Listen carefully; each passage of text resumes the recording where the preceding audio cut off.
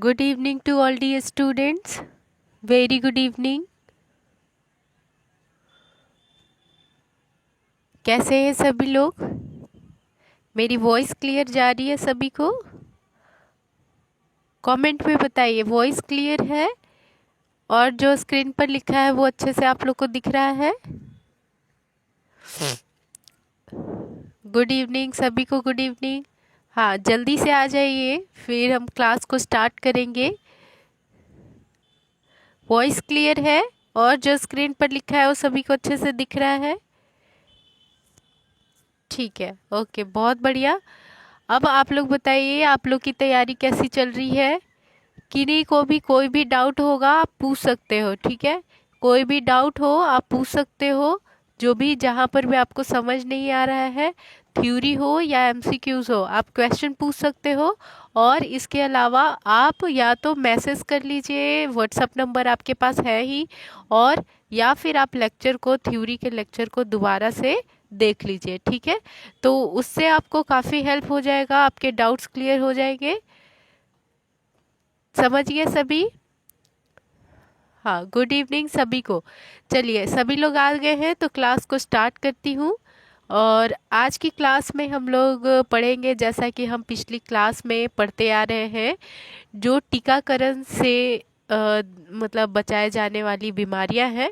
तो उनके बारे में हमने पिछली क्लास में बहुत सारी अलग अलग बीमारियों के बारे में पढ़ा, जैसे कि ट्यूबरकुलोसिस हो गया, डिप्थेरिया हो गया, ठीक है? Tuberculosis, diphtheria, diphtheria, pertussis, tetanus, polio और कई तरह की बीमारियों के, हेपेटाइटिस बी, ठीक है? कई तरह की बीमारियों के बारे में हमने पढ़ा है। तो इसी चैप्टर को, जो चाइल्ड हेल्थ नर्सिंग का है, आज कंटिन्यू करेंगे। और जैसा कि आप लोग को पता है कि सभी को, कि अब हम लोग का जो ये क्लास है, ये जो बैच है अब कंप्लीट होने वाला है। एक क्लास में ये कंप्लीट होने वाला है, ख़त्म होने वाला है, जिसमें आपको जो आपका एग्ज़ाम होने वाला है उसके सिलेबस के अकॉर्डिंग सारे सब्जेक्ट्स अच्छे से पूरी तरह थ्योरी, पीडीएफ और एमसीक्यूज करवा दिए गए हैं, ठीक है? तो आप लोग उसको अच्छे से रिवीजन करो। क्लास कंप्लीट होने के बाद जब आपका बैच ख़त्म हो जाएगा कुछ दिन में, या देखिए आज ख़त्म अगर हो जाएगा तो ठीक है, नहीं तो एक लेक्चर और लगेगा। अगर ये ऐसा कंप्लीट हो जाएगा उसके बाद फिर आप लोग खुद से डेली का आप लोग को थ्योरी भी पढ़ना है, साथ ही साथ एमसीक्यूज प्रैक्टिस भी करना है, ठीक है? खुद से स्टडी कीजिए और अपने कंटिन्यू स्टडी करते हुए सिलेक्शन लेना है, ठीक है? तो चलिए, आज की क्लास को हम स्टार्ट करते हैं। और आज की क्लास में हम इस चैप्टर से खसरा या मीजल्स बीमारी को पढ़ेंगे, जो कि वैक्सीन के द्वारा बच्चों में रोका जा सकता है। चलिए जानते हैं कि खसरा या मीजल्स क्या होता है।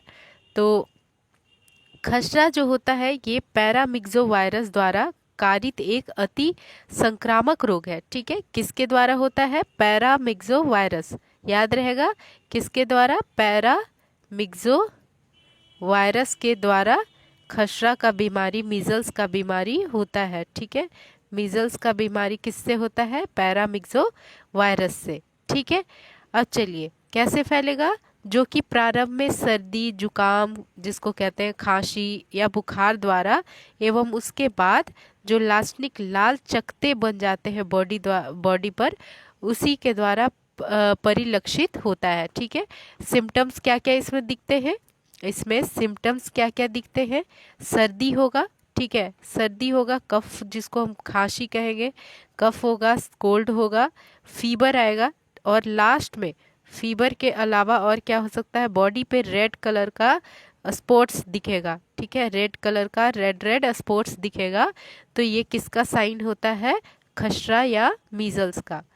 बताइए, यहाँ तक क्लियर है? तीन आपको यहाँ पर सिम्टम्स दे दिए हैं। मोस्टली लाल चकत्ते का निशान किस में देखने को मिलता है? खसरा या मीजल्स में मिलता है। अब देखिए, इसके बाद है पॉइंट कि यह वायरस मानव शरीर के बाहर जीवित नहीं रह सकता है, ठीक है? एग्जाम में अगर पूछा जाएगा कि ये मानव शरीर के अंदर रह सकता है, बाहर जीवित रह सकता है या नहीं, तो इसका आंसर होगा बिल्कुल नहीं। ठीक है, बाहरी वातावरण में ये जो वायरस है वो जीवित नहीं रह सकता है। इसके बाद खसरा पीड़ित संक्रमण एकमात्र स्रोत होता है। ठीक है, जो खसरा है बीमारी वो कैसे फैलता है, किसी संक्रमित व्यक्ति के द्वारा ही ये फैलता है।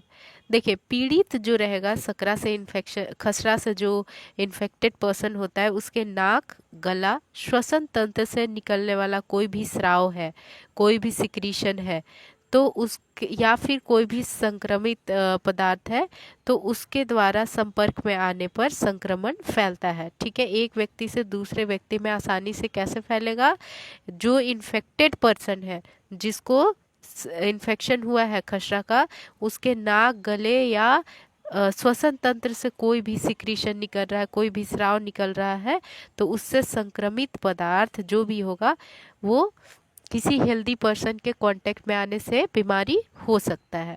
ठीक है, ये लाइन भी समझ में आ गया सभी को, कैसे फैलेगा, किन चीज़ों से फैलेगा, यहाँ पर बता दिया गया।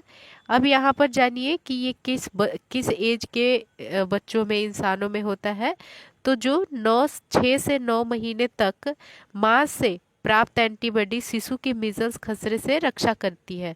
तो 9 महीने से 3 वर्ष तक के बच्चे में इसके अधिक सुग्राही होते हैं। ठीक है, ज़्यादा किस में होता है, जो 9 महीने से 3 साल के बच्चे में ज़्यादा फैलने का चांस होता है, क्योंकि 9 महीने से पहले पहले के बच्चे को तो माँ से एंटीबॉडी मिल जाता है, माँ से शक्ति मिल जाता है, प्रतिरोधक क्षमता मिल जाता है इस बीमारी से लड़ने के लिए। ठीक है, तो अब 9 महीने के बाद क्या होगा, तो ज़्यादातर 9 महीने से लेकर 9 मंथ से लेकर 3 इयर्स के जो बच्चे होते हैं, उनमें सबसे ज़्यादा ये बीमारी देखने को मिलता है। ठीक है, चलिए इसके बाद समझिए कि एक बार संक्रमण होने पर, जैसे ही एक बार इन्फेक्शन हो जाता है, उसके बाद जो एंटीबॉडी बनता है वो सामान्यतः जीवन भर के लिए प्रतिरक्षा दे देता है। ठीक है, पूरे एक बार अगर शरीर में एंटीबॉडी बन जाता है, तो ये क्या करता है कि पूरे जिंदगी भर बीमारी से लड़ने के लिए शक्ति दे देता है। ठीक है, बीमारी से लड़ने के लिए शक्ति दे देता है। ठीक है, क्लियर है, जिसको हम इम्यूनिटी कहते हैं। चलिए, इसका जो उद्भवन काल होता है, इसका जो इंक्यूबेशन पीरियड होता है, यानी कि कितने दिन में इसका लक्षण दिखाई देता है इन्फेक्शन का, तो वो है 8 to 12 डेज। ठीक है, 8 से 12 दिन के अंदर अंदर ही इसका सिम्टम देखने को मिलेगा, लक्षण देखने को मिलेगा। क्लियर है, ये चीज़ें आपको याद होनी चाहिए, जितनी अभी तक हमने बीमारी पढ़ी है उसका इंक्यूबेशन पीरियड यानी उद्भवन काल, ये आपको एग्जाम में पूछता है। प्लस में आपको एज ग्रुप पूछ सकता है कि किस एज में सबसे ज़्यादा चांस होता है, कैसे फैलता है, और इसके अलावा मतलब इसको कौन बीमारी करता है, कौन सा वायरस इसको करेगा, मीजल्स या खसरा को पैरामिक्सो वायरस। ठीक है, पैरामिक्सो वायरस। ठीक है, तो यहाँ तक बात क्लियर हुई। इसका मेन जो साइन होता है वो होता है शरीर पे लाल चकत्ता। ठीक है, शरीर पे लाल चकत्ता मीजल्स में दिखाई देता है। तो ये कुछ इंपॉर्टेंट पॉइंट्स हो गए जहाँ से आपको एग्जाम में क्वेश्चन मिल सकता है। अब हम लोग देखेंगे चिन्ह एवं लक्षण कि क्या क्या चिन्ह लक्षण दिखाई देते हैं। ठीक है, तो इसको ना, जैसे पूरे मीजल्स को हमने जो है वो 3 पार्टों में बांट रखा है। ठीक है, 3 पेज में इसको हम बांटेंगे कि अलग अलग टाइम पे जो फेज जैसे जैसे सीवियर होते जाएगा उसका सिम्टम्स भी सीवियर होगा। तो पहला फेज है प्रारंभिक अवस्था, जिसको हम प्रोड्रोमल स्टेज कहते हैं। क्या कहते हैं, प्रोड्रोमल स्टेज कहते हैं। क्लियर है, देखिए अब पहली जो अवस्था होती है इसको हम प्रारंभिक अवस्था या प्रोड्रोमल स्टेज कहते हैं। ये जो अवस्था होता है ये 3 से 5 दिन के लिए रहेगा। अब इसमें कौन कौन लक्षण दिखाई देंगे, बुखार, सर्दी जुकाम, सूखी खांसी आएगा, आंखें रेड हो जाएगी, आंसू मतलब बहुत ज़्यादा आने लगेगा आंख से। ठीक है, क्या क्या होगा इसमें, बुखार लगेगा, सर्दी जुकाम होगा, सूखी खांसी आएगी, लाल आंख हो जाएगा और बहुत ज़्यादा आंख से आंसू आएगा। ठीक है, इसके अलावा जो दूसरा फेज आएगा वो उसको हम निकाला अवस्था या इरप्टिव स्टेज कहते हैं। ये कितने दिन के लिए रहेगा? ये चौथे दिन से मतलब स्टार्ट होगा, जिसके अंदर मटमैले लाल दबाने पर रंगहीन होने वाले चकते दोनों दानों के प्रकट होने की प्रारंभ होती है। ठीक है, इसी में क्या होगा, शरीर पे, इंसान के शरीर पे लाल लाल चकता बनना स्टार्ट हो जाएगा। कैसा कलर? मटमैले लाल रंग का। इसके बाद ये चकते दाने जो होंगे वो पहले कान के पीछे होंगे। ये कहाँ से स्टार्ट होंगे? कान के पीछे से, फिर ललाट पे होगा, फिर बालों की पंक्तियों में के पास होगा, चेहरे, गर्दन, इस तरह से शरीर में अलग अलग जगह पे फैलेगा।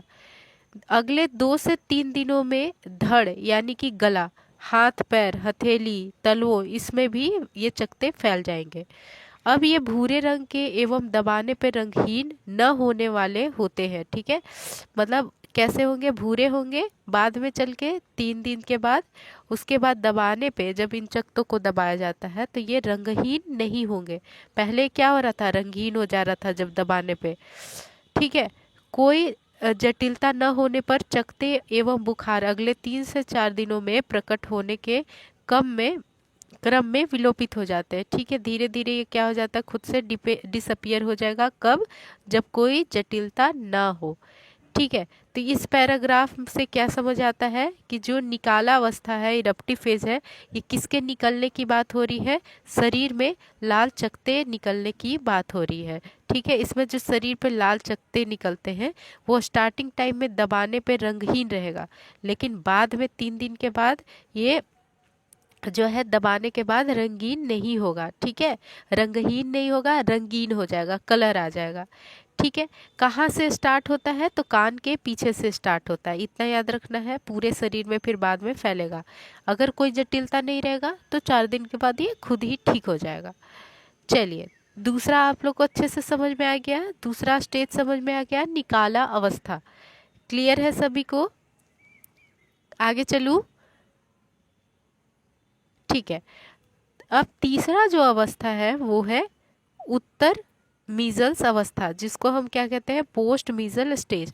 यानी जब शरीर पे चकते बन जाते हैं उसके बाद की अवस्था है ये चीज, को हम क्या कहते हैं? पोस्ट। पोस्ट का मतलब बाद में, मीजल्स, मीजल्स होने के बाद में जो स्टेज रहेगा उसको हम पोस्ट मीजल स्टेज कहते हैं। यह बुखार एवं चकते दोनों ही विलुप्त होने पर प्रारंभ होगा। ठीक है, जब बुखार और शरीर से चकते खत्म हो जाएंगे उसके बाद क्या सा स्टेज आएगा? पोस्ट मीजल स्टेज आएगा। इसमें कौन से चिन्ह लक्षण दिखाई देते हैं? कि इसमें भूरे रंग के सूखे हुए चकते दिखाई देंगे शरीर पे। कैसे दिखाई देंगे? भूरे रंग के सूखे हुए चकते। इसके अलावा भूख में कमी आएगी, वजन में कमी आएगी। ठीक है, क्या क्या होता है इसमें? भूख में कमी आता है और वजन में कमी आता है। ठीक है, भूरे रंग के सूखे हुए चकते दिखाई देते हैं। क्लियर है सभी को? बताइए, उत्तर जो मीजल पोस्ट मीजल स्टेज है इसमें क्या क्या होगा? भूरे रंग के सूखे चकते दिखाई देंगे, भूख में कमी लगेगा और वजन में कमी आएगा। क्लियर है? 3 स्टेज में हमने जो सिम्टम है वो कंप्लीट किया। पहला अवस्था था वो 3 से 5 दिन के लिए था, जिसको हम प्रोड्रोमल स्टेज कहते हैं, जिसमें बुखार, सर्दी, जुकाम, सूखी खांसी, लाल आंखें, अत्यधिक आंसू, ये सब दिखाई देगा। इरप्टिव स्टेज या निकाला अवस्था में शरीर पे चकते चकते बन जाएंगे, उसी के बारे में यहाँ बताया गया। और तीसरी जो लास्ट अवस्था होती है, चकता और बुखार खत्म होने के बाद शरीर भूरा रंग का हो जाएगा और भूख नहीं लगेगा, वजन में कमी आ जाएगी। अब चलिए बात करते हैं इसके उपचार की। ठीक है, यानी कि मीज़ल्स होने के बाद बच्चे में जैसे मीज़ल्स हो जाता है उसके बाद हम उसका किस तरह से ट्रीटमेंट करते हैं, कैसे उसको हम ठीक करते हैं। तो खसरे का कोई विशिष्ट उपचार नहीं होता है। ठीक है, तो मीज़ल्स के रोगी को जो सिम्टम्स जैसे जैसे दिखाई देते हैं, जैसे शरीर पे लाल चकता है, बुखार है, सर्दी खांसी है, उसी सिम्टम के बेस पे हम उसको और सपोर्टिव उपचार करते हैं। ठीक है, क्या क्या उपचार इसमें देंगे? जैसे बुखार के लिए हमने क्या दे दिया? एंटीपायरेटिक मेडिसिन दे दिया या हाइड्रोथेरेपी दे देंगे। ठीक है, हाइड्रोथेरेपी में क्या होता है? हम फ्लूइड चढ़ाते हैं, ठीक है। इसमें हम फ्लूइड देते हैं, पानी देते हैं और बॉडी के टेम्परेचर को कम करते हैं। इसके अलावा बुखार को कम करने के लिए एंटीपायरेटिक पैरासीटामोल हो गया या फिर हम डाइक्लोफिनेक दे देंगे।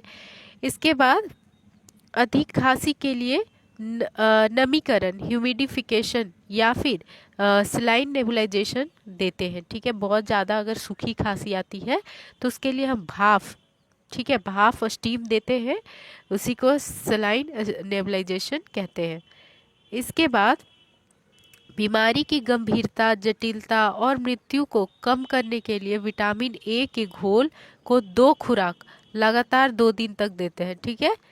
बहुत ज़्यादा अगर बच्चे में क्या है, जटिलता आ रहा है बीमारी का, कुछ न कुछ और प्रॉब्लम आ रहा है, अगर मतलब चांसेस है डेथ का, तो उसको रोकने के लिए हम विटामिन ए का हम 2 डोज देंगे, ठीक है, 2 डोज देंगे, ठीक है, 2 डोज देंगे। पहला 1 वर्ष से छोटे बच्चे के लिए 1 लाख यूनिट विटामिन ए दे देते हैं डोज, और 1 लाख से अगर ज़्यादा उम्र का है बच्चा तो उसको हम 2 लाख का इंटरनेशनल यूनिट डोज देते हैं विटामिन ए का। क्लियर है। यहाँ पर हम क्या देंगे, विटामिन ए देंगे। याद रखिएगा, मीजल्स की गंभीरता को ठीक करने के लिए हमने विटामिन ए दिया। जो 1 साल के से कम उम्र का बच्चा रहेगा उसको 1 lakh international unit vitamin A का देंगे, और जो 1 साल से ऊपर का रहेगा उसको हम 2 लाख इंटरनेशनल यूनिट देते हैं। सभी को यहाँ तक समझ में आ गया। मीजल्स से बचाने के लिए हम कौन सा दवा देंगे, उसकी जटिलता से बचाने के लिए बिल्कुल इसकी जटिलता से बचाने के लिए हम विटामिन ए देते हैं। नेक्स्ट चलिए अब इसकी बचाव की बात करते हैं, प्रिवेंशन की बात करते हैं। प्रिवेंशन हम कैसे करेंगे, इसकी सक्रिय टीकाकरण करके, ठीक है। मीजल्स के लिए एमएमआर जो है, मीजल्स मम्स रूबेला, ये मीजल्स और रूबेला का 9 मंथ पे इंजेक्शन स्टार्ट हो जाता है, पहला डोज दिया जाता है, ठीक है। सक्रिय टीकाकरण करेंगे जिसमें हम मतलब 9 मंथ पे मीजल्स रूबेला का वैक्सीन देंगे बच्चे को। 9 से 12 महीने के शिशु में जो खसरे का टीका लगाएंगे वो 0.5 ml रहेगा। कैसे लगाते हैं, सबक्यूटेनियस लगाते हैं। ये सबक्यूटेनियस कितने डिग्री पे, 45 डिग्री पे इंजेक्शन को लगाते हैं। क्लियर है। कितना डोज रहेगा, 0.5 ml। सभी को क्लियर है यहाँ तक। अब चलिए इसके बाद 16 से 24 महीने पे यानी 18 महीने पे, लगभग 1.5 साल पे मीजल्स का दूसरा खुराक लगता है डीपीटी के साथ, ठीक है। उसके बाद 15 से 18 महीने पे जिसमें एमएमआर वैक्सीन लगते हैं एक साथ, मम्स, मीजल्स और रूबेला, ठीक है। यहाँ मीजल्स दिया गया एमएमआर के साथ 15 से 18 महीने पे, तो इसका 3 डोज लग गया। पहला 9 से 12 महीने पे, दूसरा 16 से 24 महीने पे, और तीसरा 15 से 18 महीने पे। इस तरह से हम बच्चे को मीजल्स की बीमारी होने से बचा सकते हैं टीकाकरण के द्वारा। अब बात करते हैं इसके, जो बच्चों को हो जाता है तो उसको हम आइसोलेट करके रखते हैं, ठीक है। खसरे के रोगी को जो चकते निकलने लगेंगे उसके होने के बाद 5 से 7 दिन के बाद तक अन्य शिशु या बच्चों से अलग रखना चाहिए, ठीक है। 5 से 7 दिन तक, जब तक चकता ठीक हुआ उसके 5 से 7 दिन तक में बच्चे को क्या करना है, और दूसरे बच्चे या शिशु से अलग रखना है, ठीक है। क्लियर है सभी को। चलिए अब जो हमारा ये टॉपिक है वो हो गया कंप्लीट। मीजल्स हो गया हमारा कंप्लीट, जिसमें हमने मीजल्स कैसे होता है और इसको जो करने वाला वायरस है पैरामिक्सो वायरस, ये वायरस जो है कैसे फैलता है, तो जो बीमार व्यक्ति है उसके द्वारा फैलेगा, नाक, गला, श्वसन तंत्र के स्राव से फैलता है, ठीक है। इसके अलावा ये कौन से एज में सबसे ज़्यादा होता है, 9 महीने से 3 वर्ष में, और एक बार अगर हो जाएगा तो जीवन भर के लिए शरीर में शक्ति देता है दोबारा मीजल्स नहीं होने के लिए। सिम्टम्स कितने दिन में दिखते हैं, 8 से 12 दिन में। क्या क्या लक्षण, 3 फेज में इसके लक्षण हमने देखा। प्रारंभिक अवस्था या प्रोड्रोमल स्टेज, जिसमें हमने ये सभी सिम्टम्स देखे, 3 से 5 दिन में ये सिम्टम्स दिखेंगे। दूसरा जो अवस्था था इरप्टिव या निकाला अवस्था, जिसमें हमने दाने जो निकलते हैं वो चकते चकते से शरीर पे, उसके बारे में हमने समझा। ठीक है। और तीसरी जो अवस्था था उत्तर मीजल्स अवस्था, पोस्ट मीजल अवस्था, ये जब दाने विलुप्त हो जाएंगे, बुखार खत्म हो जाएगा, तब शरीर भूरे रंग का, भूख नहीं लगेगा और कमजोरी आएगा, वेट लॉस होगा। ये कुछ सिम्टम्स के बाद हमने इसके उपचार में देखा कि इसको हम डायरेक्ट, इसका उपचार नहीं है, इसलिए इसका जो सिम्टम्स दिख रहा है उसी को हम उपचार करेंगे। जैसे बुखार है तो उसके लिए एंटीपायरेटिक दे दिए, खांसी है तो उसके लिए हम भाप दे दिए, स्टीम दे दिए। ठीक है। अगर जटिलता रहेगा तो उसमें हमने विटामिन ए का घोल देना है, 2 खुराक। ठीक है। पहला खुराक हम देंगे, मतलब अगर 1 वर्ष से कम रहेगा तो उसको हम 1 लाख, अगर 1 वर्ष से अधिक उम्र का बच्चा रहेगा तो उसको हम 2 लाख खुराक, मतलब 2 lakh international unit vitamin A का देते हैं। इसके बचाव के लिए हमने क्या करना है, वैक्सीन लगाना है बच्चों को। 9 से 12 महीने पे पहला वैक्सीन, जो डोज होगा तीनों में सेम होगा, 0.5 ml सबक्यूटेनियस 45 डिग्री पे। 16 से 24 महीने पे दूसरा रहेगा और 15 से 18 महीने पे तीसरा डोज मीजल्स का लग जाता है। जो बच्चे को अगर मीजल्स हो गया तो उसको दूसरे बच्चे से दूर रखना है, कम से कम चकता ठीक होने के बाद 5 से 7 दिन तक। ठीक है। 5 से 7 दिन तक बाद में भी बच्चे को दूसरे बच्चों से अलग रखना है। तो इस तरह से जो मीजल्स है, जो ये मीजल्स का बीमारी हमने देखा, ये हो गया आपका कंप्लीट। बताइए यहाँ तक किन्हीं को भी कोई डाउट है तो पूछिए।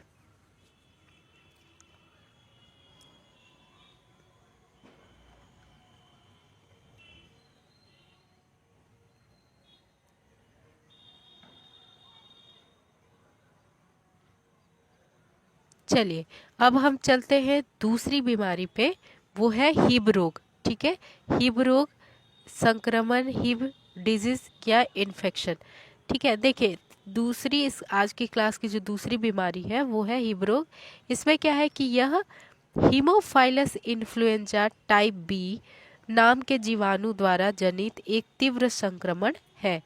ठीक है। मुख्यतः 5 वर्ष से छोटे जो बच्चे होते हैं उनमें सबसे ज्यादा ये संक्रमण होता है। ठीक है। संक्रमण के लिए जिम्मेदार कौन रहता है, जिसको तनिका शोध यानी मेनिंजाइटिस की बीमारी है, कंठच द शोध यानी एपिग्लोटिस की बीमारी है, जिसको न्यूमोनिया है, जिसको ब्लड में इन्फेक्शन है, जिसको बोन में इन्फेक्शन है, जिसको ज्वाइंट में इन्फेक्शन है, जिसको त्वचा में इन्फेक्शन है, तो ऐसे लोगों को ज़्यादा ये बीमारी होता है।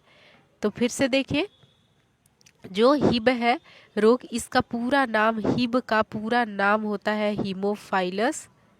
हीमोफाइलस, आई का मतलब हो गया इन्फ्लुएंजा, और बी तो है ही टाइप बी। ठीक है। बी क्या है, टाइप बी। तो हीमोफाइलस इन्फ्लुएंजा टाइप बी। ठीक है। इस नाम के जीवाणु से, इस नाम के जीवाणु से ये बीमारी होगा। 5 वर्ष से छोटे बच्चों में होगा।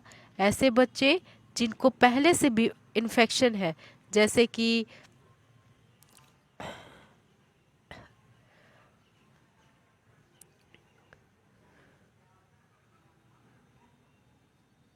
जिनको पहले से क्या है, दिमाग में, ब्रेन का जो लेयर है पतला सा, उसको हम मेनिंजस कहते हैं। मेम्ब्रेन है ब्रेन के ऊपर, उसको हम मेनिंजस कहते हैं। अगर मेनिंजस में इन्फेक्शन होता है तो उसको हम मेनिंजाइटिस कहते हैं। अगर मेनिंजाइटिस है तो उसको हिब का इन्फेक्शन हो सकता है।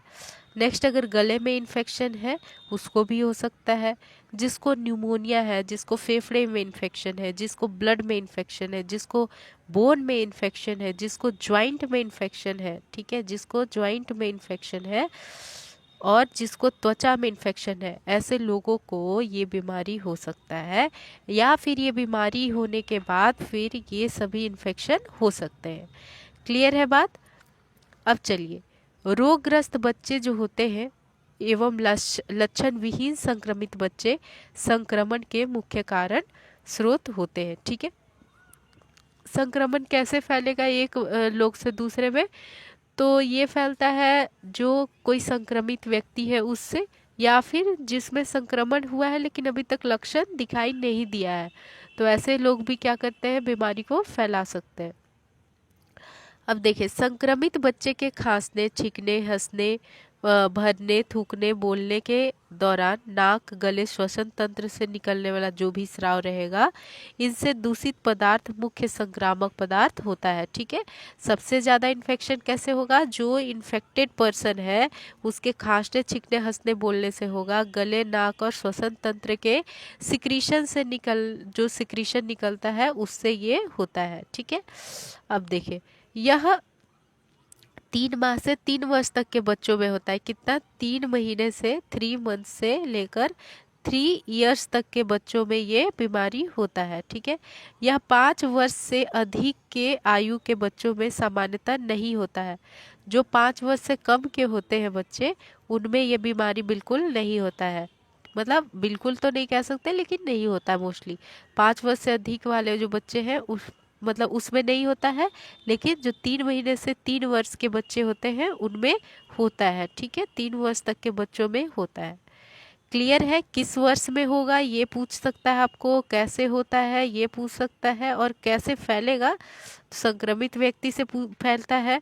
इसके होने, देखिए, जैसे अंतः संचारी संक्रमण के लिए जिम्मेदार होते हैं कौन? देखिए, जिसको हीमोफाइलस इन्फ्लुएंजा टाइप बी जो जीवाणु के कारण बीमारी होगा, हिब का, उसमें ये सभी चीज़ें देखने को मिलती है। ऐसी प्रॉब्लम, ऐसा इन्फेक्शन देखने को मिलता है। ठीक है, क्लियर है यहाँ तक?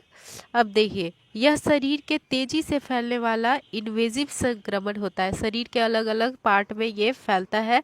जैसे तंत्रिका में फैलेगा तो मेनिंजस हो जाएगा, गले में तो एपिग्लोटिस, लंग्स में तो उसमें न्यूमोनिया होगा, बोन में ऑस्टियोपोरोसिस होगा, ऑस्टियोमाइलिटिस होगा, ज्वाइंट में इसका आर्थराइटिस होगा। ठीक है, स्किन में सेलुलाइटिस होगा, ब्लड में सेप्टिक इन्फेक्शन, ये सेप्टिसीमिया होता है। ठीक है, तो इस तरह से ये बीमारी जो है शरीर के अलग अलग भाग में फैलता है। ये बीमारी क्या है?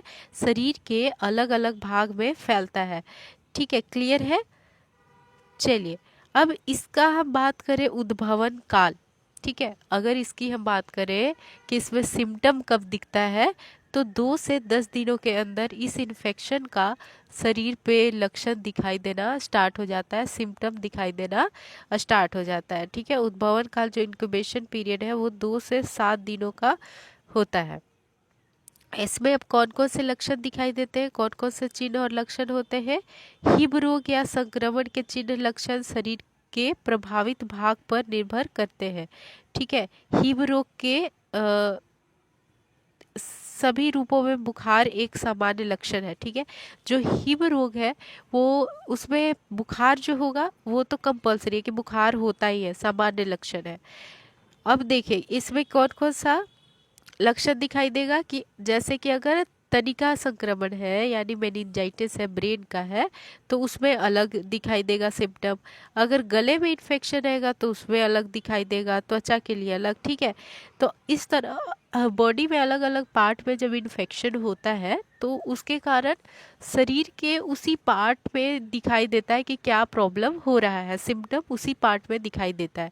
जैसे कि अब दिमाग में क्या है, सिर में क्या हुआ है, इन्फेक्शन हुआ, तो इसमें सिर दर्द होगा, उल्टी होगा, गर्दन में अकड़न होगा, लॉस ऑफ कॉन्शियसनेस होगा यानी चेतना स्तर कम हो जाएगा। ठीक है, इंसान को अपने आसपास की चीज़ों का नहीं पता होगा, बेहोश हो जाएगा। ठीक है, तो इस तरह की चीज़ें देखने को मिल सकती है। कौन सी बीमारी में? जब तनिका संक्रमण होगा, मेनिंजाइटिस होगा तब। ठीक है, इसके अलावा जो कंठस्थ संक्रमण होता है यानी गले की जो इन्फेक्शन होते हैं, तो उसमें गले में खराश रहेगा जिसको हम सोर थ्रोट कहते हैं, निगलने में तकलीफ होगा। ठीक है, और सांस लेने में भी आवाज़ आएगा, नॉजी ब्रीदिंग होगा। ठीक है, सांस जब लेगा तो पूरा साए साए की आवाज़ आएगी। तो इस तरह से अलग अलग जगह पे जब इन्फेक्शन ये जाता है तो अलग अलग सिम्टम दिखेगा। अगर वही त्वचा पर इन्फेक्शन होगा तो लाल एवं दाब या स्पर्श संवेदी त्वचा दिखाई देगा। कैसा दिखाई देगा? कि त्वचा पे पूरा लाल लाल टाइप का, रेडनेस टाइप का हुआ है। अगर ज्वाइंट में जो संधि शोथ होता है, ज्वाइंट पे प्रॉब्लम होता है, तो उसके वजह से जोड़ में लालिमा, सूजन, दर्द और गति करने में कमी आएगी, गति नहीं कर पाएगा इंसान, चलने में तकलीफ होगा। अगर कान में इन्फेक्शन होगा इस बैक्टीरिया से, वायरस से, हिब से, तो कान में दर्द होगा। ठीक है, तो ये हमने अलग अलग जगहों पे जो शरीर में इन्फेक्शन हुआ है इस वायरस बैक्टीरिया से, तो ये सिम्टम्स हमें दिखने को मिलेगा। क्लियर है? चलिए अब इसका हम ट्रीटमेंट समझते हैं कि जो हिब है, हीमोफाइलस इन्फ्लुएंजा टाइप बी, इस जो हिब बीमारी हो रहा है इसका किस तरह उपचार करेंगे। तो इसमें हम एंटीबायोटिक देंगे। क्या देंगे? एंटीबायोटिक थेरेपी देते हैं। एंटीबायोटिक्स में क्या देंगे? एंटीबायोटिक्स में जैसे कि सेफोटैक्सिम, क्या देंगे? सेफोटैक्सिम, सेफ्ट्रियाजोन और एम्पिसिलिन, क्लोरामफेनिकोल, ये सब जो एंटीबायोटिक है हम दे सकते हैं जिसको भी हिब का इन्फेक्शन हुआ है। इसके अलावा बुखार, खांसी, दर्द के लिए हम इसी के अकॉर्डिंग दवा देंगे। बुखार के लिए एंटीपायरेटिक दे देंगे, कफ सिरप दे देंगे, दर्द के लिए पेन किलर में डाइक्लोफिनेक दे दिए। ठीक है, और संक्रमण को फैलने से रोकने के लिए हम आवश्यक उपाय करते हैं। ठीक है, ताकि संक्रमण शरीर के मतलब एक पार्ट से दूसरे पार्ट में नहीं फैले। तो हम संक्रमण को रोकने का उपाय करेंगे, खांसी बुखार के उसकी दवाई दे देंगे, और बैक्टीरिया को ग्रोथ को रोकने के लिए हम कई अलग अलग एंटीबायोटिक देते हैं, जैसे सेफ्ट्रियाजोन, सेफोटैक्सिम, सेफ्ट्रियाजोन, एम्पिसिलिन और क्लोरामफेनिकोल।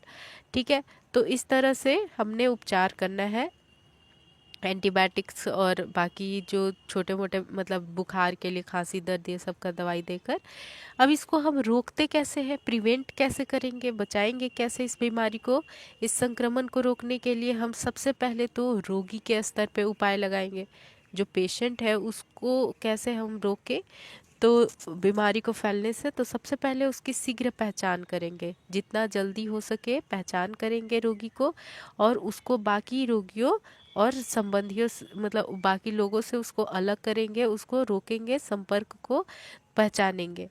इसके अलावा जैसे ही पता चलता है कि कोई इंसान जो है वो इन्फेक्टेड है, उसको इन्फेक्शन हुआ है, उसको हम बाकी लोगों से अलग करेंगे, पृथक करेंगे, और फिर उसका हम ट्रीटमेंट करते हैं एंटीबायोटिक से सब देकर। संपर्कों को एंटीबायोटिक रिफाम्पिसिन, जो रिफाम्पिन द्वारा रोग निरोधक प्रोफाइलेक्टिक उपचार देते हैं। जैसे इन्फेक्टेड पर्सन के साथ 4 लोग हैं, तो ये तो इन्फेक्टेड है तो इसको हम एंटीबायोटिक दे ही रहे हैं, बाकी 3 को हम रिफाम्पिसिन, बाकी रिफाम्पिसिन इसके जो संबंधी होंगे, जो आसपास लोग होंगे, उनको रिफाम्पिन मेडिसिन देंगे ताकि उनमें ये बीमारी ना हो। ठीक है, तो इसको हम रोकने के लिए, संपर्कों में रोकने के लिए हिब बीमारी को हम कौन सी मेडिसिन देते हैं? रिफाम्पिन, याद रहेगा, रिफाम्पिन। ठीक है, क्लियर है? चलिए अब समुदाय के स्तर पे हमने क्या क्या करना है। At the level of community क्या करना है? 1.5, 2.5, 3.5 महीने पे पेंटावैलेंट का 3 खुराक पड़ता है। 1.5 महीने पे पहला, 2 महीने पे दूसरा, और 3.5 महीने पे हम तीसरा पेंटावैलेंट का 3 खुराक देते हैं। पेंटा में जैसा कि 5 मेडिसिन से बना हुआ एक वैक्सीन होता है, जिसमें हिब भी इंक्लूड है। हिब भी यानी जो बीमारी हम अभी पढ़ रहे हैं इसका वैक्सीन भी इसमें आता है। तो जब हम 1.5, 2.5 और 3.5 महीने पे ये वैक्सीन दे देते हैं पेंटा का, तब हम हिब से भी बच्चे को बचा लेते हैं। तो इस तरह से हम अपने कम्युनिटी स्तर पे इसके फैलाव को रोकते हैं। तो ये हो गया कंप्लीट। सभी को अच्छे से समझ में आया? हिब जो है, हिब रोग या संक्रमण, हिब डिजीज या इन्फेक्शन, ये समझिए कि हीमोफाइलस इन्फ्लुएंजा टाइप बी इसका फुल फॉर्म है। और ये 5 वर्ष से जो छोटे बच्चे होंगे उसमें ये संक्रमण करेगा। और क्या क्या संक्रमण इसके कारण होता है? सिर में सूजन, गले में, फेफड़े में, ब्लड में, बोन में, जॉइंट्स में और स्किन पे, इन जगहों पे इसके कारण इन्फेक्शन होता है। और ये जो है इसको फैलाने के लिए जो इंसान खुद इन्फेक्टेड है वही फैलाएगा। खांसने, छींकने, हंसने, बोलने, थूकने, इन सभी से फैलता है। 3 माह से 3 वर्ष के जो बच्चे होते हैं उसमें सबसे अधिक ये फैलने का चांस होता है। 5 वर्ष से अधिक वाले बच्चों में कम चांस होता है। शरीर में ये अलग अलग पार्ट में इन्फेक्शन होता है, जैसे मेनिंजाइटिस, एपिग्लोटाइटिस, यानी कि गले में, फेफड़े में, बोन में, जॉइंट में, स्किन में और ब्लड में। इसके जो सिम्टम दिखने का टाइम होता है वो 2 से 10 दिनों का होता है। और इसमें जो लक्षण है, चिन्ह और लक्षण है, वो हीब रोग या संक्रमण के चिन्ह लक्षण शरीर के प्रभावित भाग पर निर्भर करते हैं। हीब के सभी समी रूपों में बुखार का सामान्य लक्षण है और अलग अलग जैसे जगहों पे जो इन्फेक्शन ये हुआ है उसके अकॉर्डिंग ही यहाँ पर आपको जो सिम्टम है वो दिखाई देगा। बताइए, यहाँ तक क्लियर हुआ? सभी को अच्छे से समझ में आया? ठीक है। और इसको थेराप्यूटिक मैनेजमेंट पे, ट्रीटमेंट में हम क्या करेंगे, कुछ एंटीबायोटिक दे देंगे, जैसे कि सेफोटैक्सिम, सेफ्ट्रियाजोन, एम्पिसिलिन और क्लोरामफेनिकोल। इसके अलावा बुखार, खांसी और दर्द के लिए हम मेडिसिन देंगे और संक्रमण को फैलने से रोकने के लिए हम आवश्यक उपाय करते हैं। ठीक है। प्रिवेंशन की बात करें तो रोगी को कैसे रोकेंगे, तो सबसे पहले उसको पहचानेंगे जितना जल्दी हो सके, उसको पहचान कर कि इसको इन्फेक्शन है, फिर बाकी लोगों से उसको अलग करेंगे। उसका ट्रीटमेंट में हम एंटीबायोटिक दे देंगे और जो उसके आसपास के लोग हैं साथ में रहने वाले, उनको हम रिफाम्पिसिन दे देते हैं ताकि उनको इन्फेक्शन से बचाया जा सके। कम्युनिटी लेवल पे हम इसका 3 डोज जो है पेंटावैलेंट वैक्सीन का दे देते हैं 1.5, 2.5 और 3.5 महीने पे। इसके द्वारा भी हम हिब बीमारी को रोक सकते हैं। तो ये हो गया आपका complete Hib disease, haemophilus influenzae type B जो है, ये हो गया अभी आपका कंप्लीट। सभी लोग बोलिए, अच्छे से समझ में आ गया सभी को? हाँ, तो नहीं है तो आज की क्लास में हम लोग जो है वो इस चैप्टर को ख़त्म कर लेंगे और आपका जो ये बैच है वो आज की क्लास से ही कंप्लीट हो जाएगा। ठीक है। इसके बाद आप लोग सेल्फ स्टडी कीजिएगा, सभी लोग, जो आपके पास अवेलेबल पीडीएफ है, क्लासेस है रिकॉर्डेड आपको, और जो आपके एमसीक्यूज है वो आप अच्छे से रिवीजन कीजिएगा। ठीक है। तो चलिए आज की क्लास का लास्ट टॉपिक कर लेते हैं और वो है टीकाकरण। ठीक है, वो क्या है, टीकाकरण।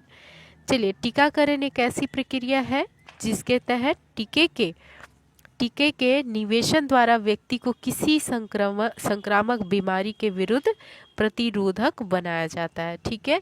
क्या किया जाता है टीकाकरण के द्वारा, किसी इंसान को किसी भी बीमारी से बचाएंगे। ठीक है, उसके अगेंस्ट में, बीमारी के अगेंस्ट में, ये मान लीजिए बीमारी है और ये इंसान है, तो टीकाकरण एक ऐसी प्रक्रिया है जिसके द्वारा इस इंसान को मजबूत बनाते हैं। ठीक है, इसके शरीर में प्रतिरोधक क्षमता करते हैं, बनाते हैं, ताकि इस बीमारी से इंसान लड़ सके। सभी को क्लियर है? इसके कितने रूप होते हैं? 2 रूप होते हैं, 2 फॉर्म्स होते हैं। कौन कौन सा फॉर्म होता है इसका? पहला होता है एक्टिव फॉर्म और दूसरा होता है पैसिव इम्यूनाइजेशन। एक्टिव इम्यूनाइजेशन का क्या मतलब है? एक्टिव इम्यूनाइजेशन का क्या मतलब है कि इसमें एंटीजन जो रहता है, ठीक है, एंटीजन जो रहता है जिसको हम टीका या वैक्सीन कहते हैं, उसके निवेशन द्वारा लाभार्थी के रोग प्रतिरोधक तंत्र को एंटीबॉडी निर्माण हेतु प्रेरित या उद्दीपित या स्टिमुलेट किया जाता है। यह टीकाकरण बीमारी के विशेष विरुद्ध दीर्घकालिक या अस्थायी सुरक्षा प्रदान करता है। समझ में आया? देखिए, ये जो एक्टिव इम्यूनाइजेशन होता है उसमें क्या होता है कि ऐसे मतलब वैक्सीन्स होते हैं, ये ऐसे वैक्सीन्स होते हैं जो शरीर को के अंदर जाकर वो एंटीबॉडी बनवाएंगे और फिर शरीर को दीर्घकालिक यानी लंबे समय तक इम्यूनिटी देते हैं। ठीक है, ये क्या करते हैं, शरीर को लंबे समय तक इम्यूनिटी देते हैं, इम्यून पावर देते हैं। ठीक है, स्ट्रॉन्ग करते हैं। क्लियर है ये? हाँ, ये शरीर के अंदर वैक्सीन के द्वारा, याद रखिएगा, एक्टिव का एग्जाम्पल कौन होगा? वैक्सीन हो गया। अगर वैक्सीन के द्वारा जो शरीर में प्रतिरोधक क्षमता आती है वो एक्टिव इम्यूनाइजेशन के अंदर आता है। ठीक है, क्लियर है? एग्ज़ाम में आपको यहाँ से पूछ सकता है कि वैक्सीन जो है वो एक्टिव इम्यूनाइजेशन में आता है या पैसिव इम्यूनाइजेशन में। तो आपका आंसर होना चाहिए एक्टिव इम्यूनाइजेशन में। दूसरा जो हमारे पास टाइप है वो है निष्क्रिय टीकाकरण या पैसिव इम्यूनाइजेशन। इस प्रकार के टीकाकरण में सीधे एंटीबॉडी का निवेशन किया जाता है। टीकाकरण बीमारी के विरुद्ध अस्थायी रूप से सुरक्षा प्रदान करता है। ठीक है, समझ में आया। पैसिव इम्यूनाइजेशन में हमने एंटीजन को शरीर में नहीं डाला, डायरेक्ट इसमें हमने एंटीबॉडी जो बना हुआ रहता है उसी को शरीर में डाल देते हैं ताकि वो बीमारी से हमें बचा सके, लेकिन ये अस्थायी रूप से सुरक्षा देता है, कम समय के लिए देता है।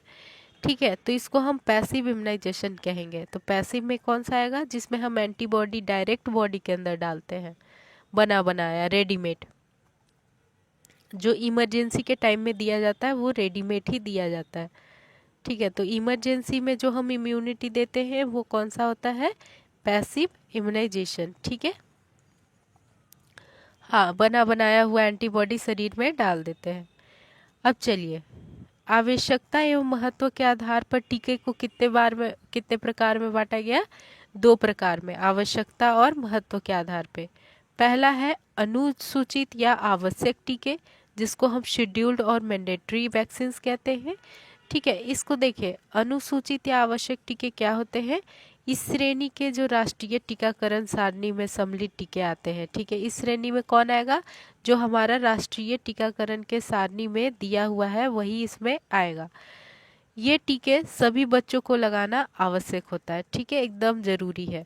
जैसे आपको बीसीजी का वैक्सीन टीबी से बचाने के लिए, ओरल पोलियो वैक्सीन जो है वो पोलियो से बचाने के लिए, हेपेटाइटिस बी का टीका हेपेटाइटिस बी से बचाने के लिए, पेंटावैलेंट का जो वैक्सीन है, पेंटा में 5 वैक्सीन होता है, डिप्थेरिया, परट्यूटी, टेटनस, हेपेटाइटिस बी और हिव का संक्रमण। ठीक है, इससे बचाने के लिए। नेक्स्ट है निष्क्रिय पोलियो टीकाकरण टीका, यानी कि इनएक्टिव पोलियो वैक्सीन, ये पोलियो को ख़त्म करने के लिए दिया जाता है। नेक्स्ट है मीजल्स का टीका, मीजल्स को ख़त्म करने के लिए, खसरे को ठीक करने के लिए दिया जाता है। डीपीटी का वैक्सीन डिप्थेरिया, पर्ट्यूसिस और टेटनस से बचाव के लिए देंगे।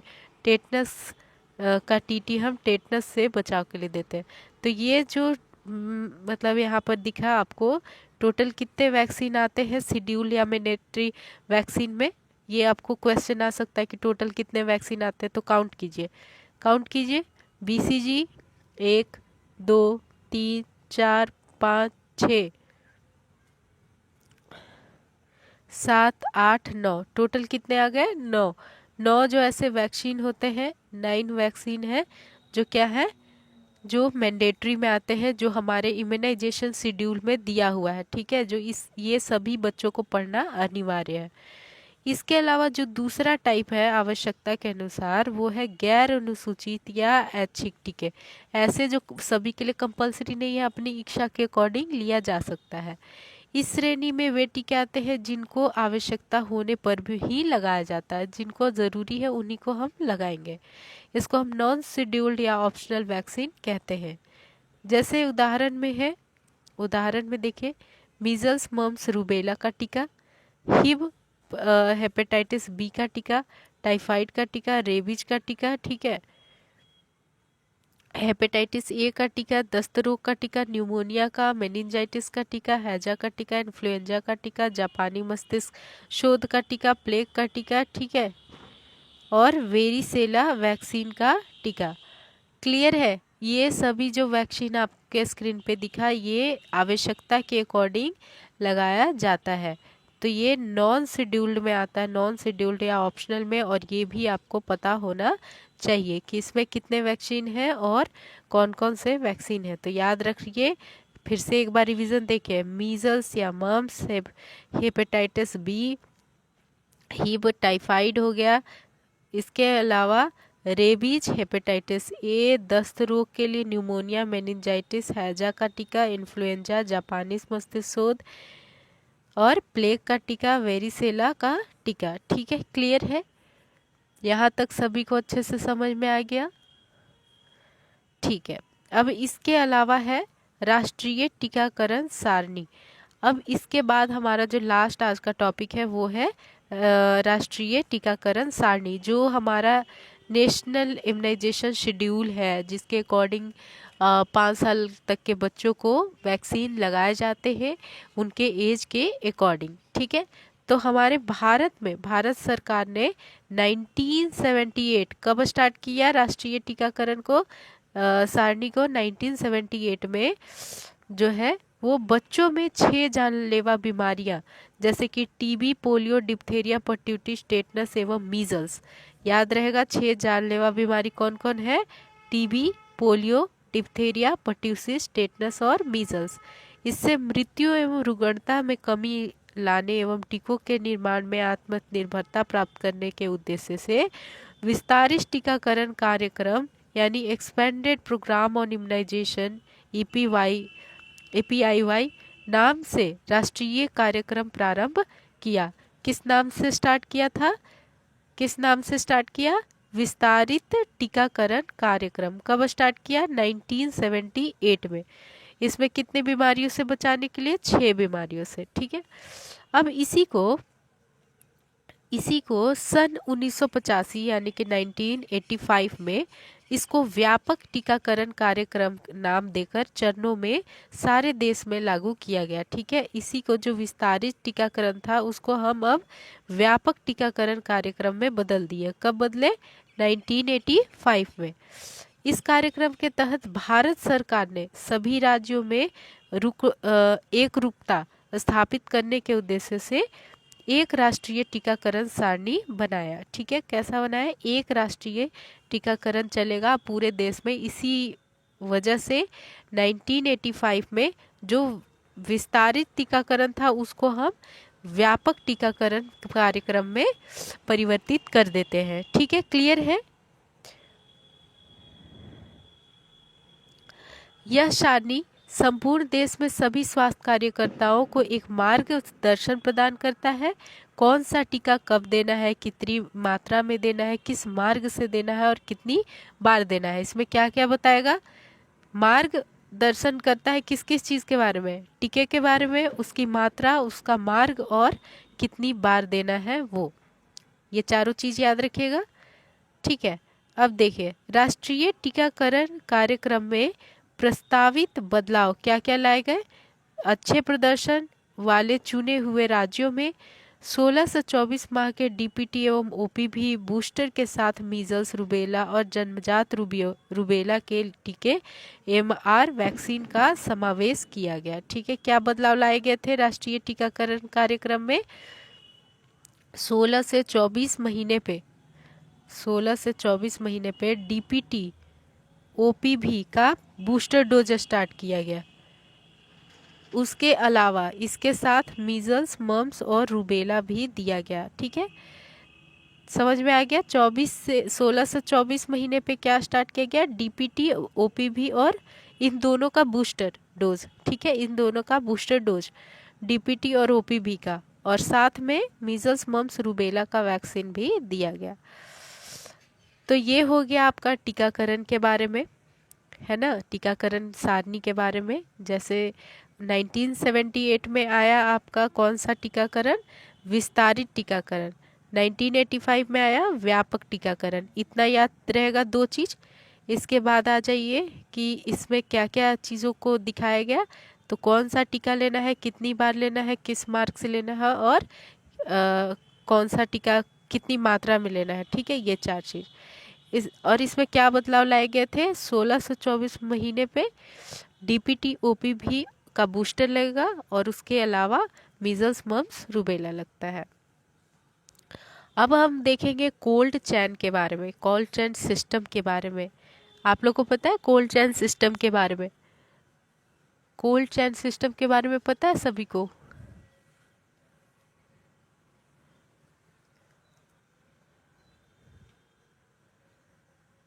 ठीक है, अब देखिए कोल्ड चैन में, हाँ, जैसा कि वैक्सीन्स को रखते हैं ताकि उसकी जो क्षमता है वो ख़त्म ना हो, उसकी क्षमता को बनाए रखने के लिए, उसकी क्षमता को एक्टिव करने के लिए, रखने के लिए हम कोल्ड चैन में वैक्सीन्स को रखते हैं।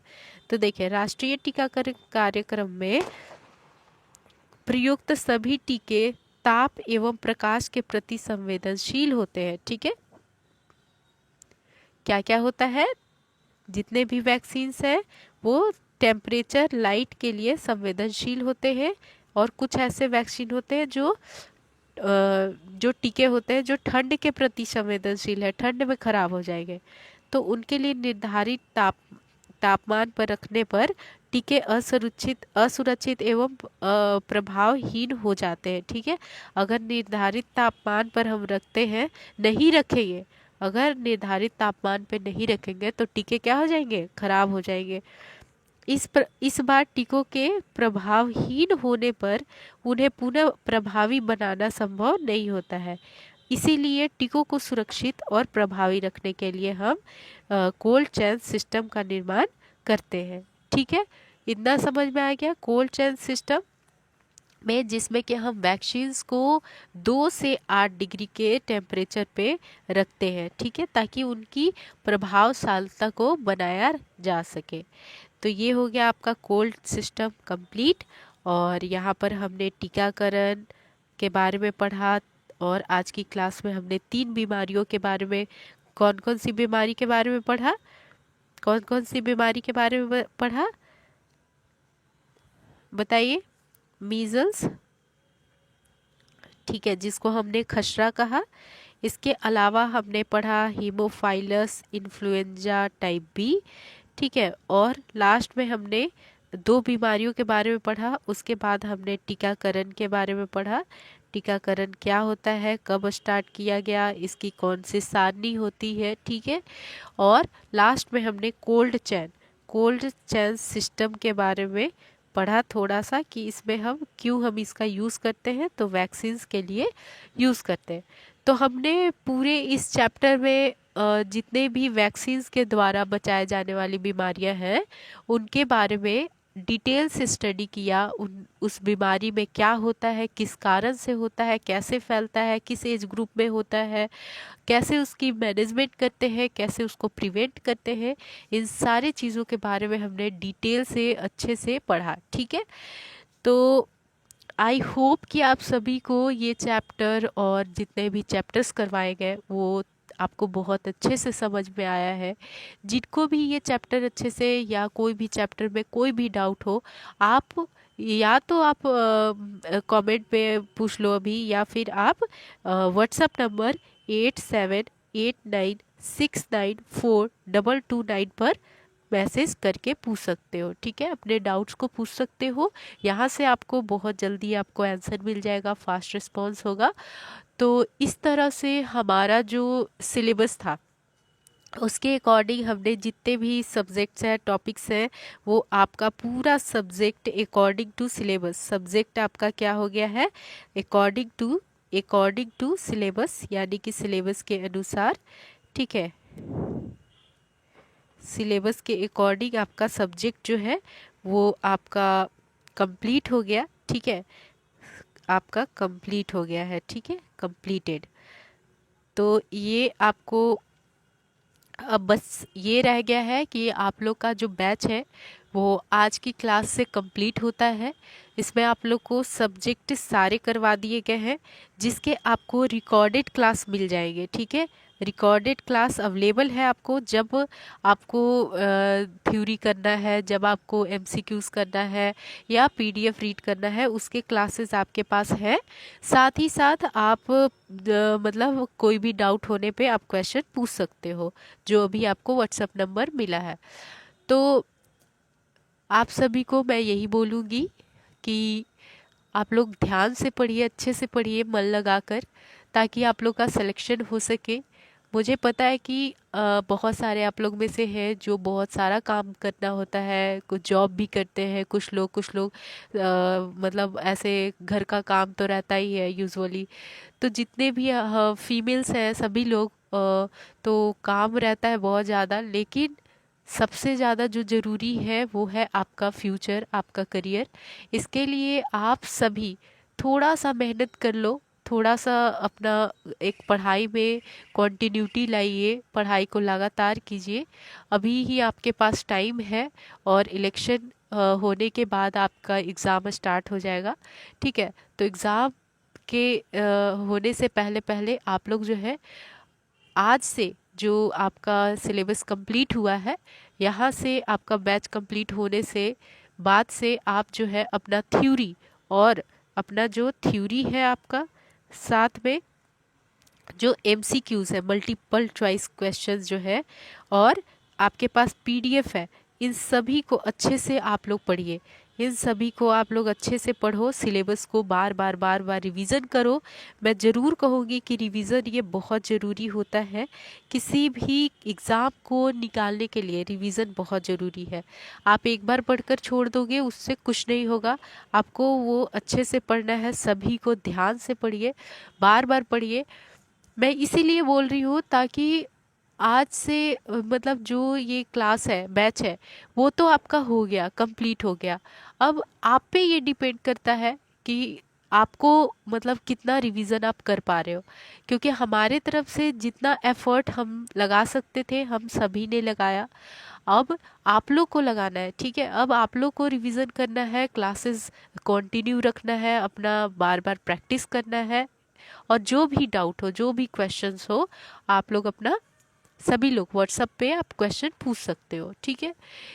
तो बताइए सभी लोग कमेंट में कि आप लोग को क्लासेस जितने भी करवाए गए कैसा रहा, आपका ये जर्नी कैसी रही क्लासेस, सभी लोग बताइए।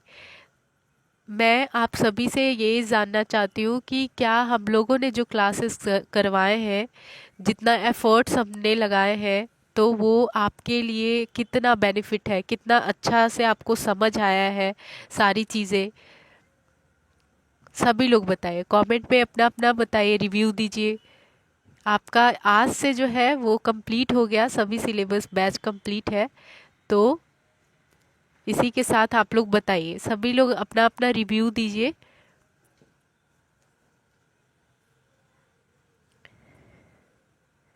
ठीक है। हाँ, बहुत सारे स्टूडेंट्स जिनको क्लासेस अच्छे लगे हैं, समझ में आया है। बहुत सारे स्टूडेंट्स को थोड़ा डाउट है, तो वो डाउट आपका हो जाएगा clear, don't worry about that. आप बिल्कुल टेंशन नहीं लो, ठीक है। तो बस आप रिवीजन फोकस कीजिए। पीडीएफ को अगर आपके पास लेक्चर को कंटिन्यू करने के लिए टाइम नहीं है, तो आप पीडीएफ को ही रीड करो। जो आपके पास अवेलेबल है पीडीएफ जो दिया गया है हमारे थ्रू, वो आप अच्छे से रिवीजन कीजिए, पीडीएफ को बार बार पढ़िए और एमसीक्यूज को प्रैक्टिस कीजिए, ठीक है। इससे ही आपको बहुत अच्छा रिजल्ट देखने को मिलेगा, ठीक है। ज़्यादा इधर उधर भटकने की ज़रूरत नहीं है। कम सोर्स, जितना आपके पास जितना सोर्स है सिलेबस के अकॉर्डिंग, वही आपके लिए इनफ है, वही काफ़ी है, और इधर उधर से भटकने की ज़रूरत नहीं है, ठीक है। बस आप इसी को लेकर अच्छे से पढ़िए सभी लोग। हाँ, तो आज हम लोग का क्लास कंप्लीट हो गया है, बिल्कुल। हाँ, सभी क्लासेस सिलेबस के अकॉर्डिंग करवा दिए गए हैं, ठीक है, ठीक है। ओके, ठीक है, बहुत अच्छी बात है।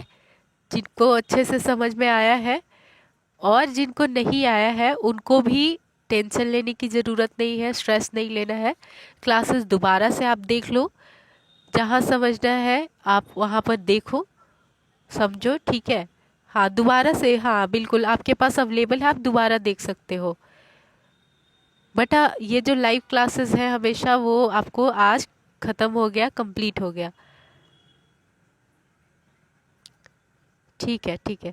चलिए तो फिर हम क्लास को अब कंप्लीट करते हैं।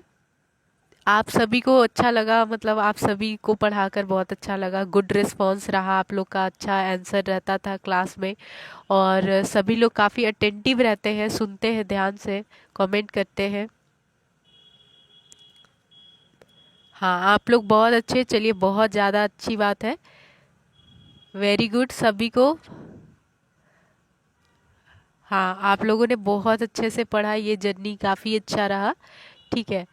तो आपकी क्लास मतलब काफ़ी इमोशनल अटैचमेंट हम कह सकते हैं, क्योंकि क्लास में हम लोग जितना, जैसे आप भी पढ़ते हो, हम लोग कमेंट वगैरह देखती हूँ मैं, तो काफ़ी मतलब बॉन्ड सा हो गया, बहुत अच्छा लगा, बिल्कुल बहुत अच्छा लगा। अब बस यही आप लोग से है एक रिक्वेस्ट कि आप लोग अपने स्टडी को मत छोड़ना, ठीक है। स्टडी ही इंसान का जो है ज़िंदगी बदलता है, और दुनिया में कुछ नहीं है। पढ़ाई जो है, शिक्षा जो है, वो एजुकेशन से इंसान की रिस्पेक्ट होती है उसकी। तो इसीलिए एजुकेशन को हमेशा कंटिन्यू रखना है, धीरे धीरे थोड़ा थोड़ा करके डेली पढ़ना है, डेली पढ़ना है, बिल्कुल। चलिए, तो हम आज की क्लास को यहीं पर एंड करते हैं, और आई होप कि आप सभी को अच्छे से समझ में आया है। आप लोग और अच्छे से प्रैक्टिस करो। और सीरियसली बहुत ज़्यादा इमोशनल लगता है कि आज से हमारा बैच हो गया कंप्लीट, और हम लोग जो है अब, ठीक है। तो all the best for your life, for your journey. आपके एग्ज़ाम के लिए ऑल द बेस्ट सभी को, all the very very best. Best wishes है आप लोगों के लिए, बिल्कुल। ऑल द बेस्ट, ठीक है। चलिए, तो thank you for this wonderful class, आप लोग अटेंड किए, ठीक है। थैंक यू सभी को, थैंक यू। चलिए, all the best, thank you for this class, take care, have a nice night, okay, life, okay, thank you.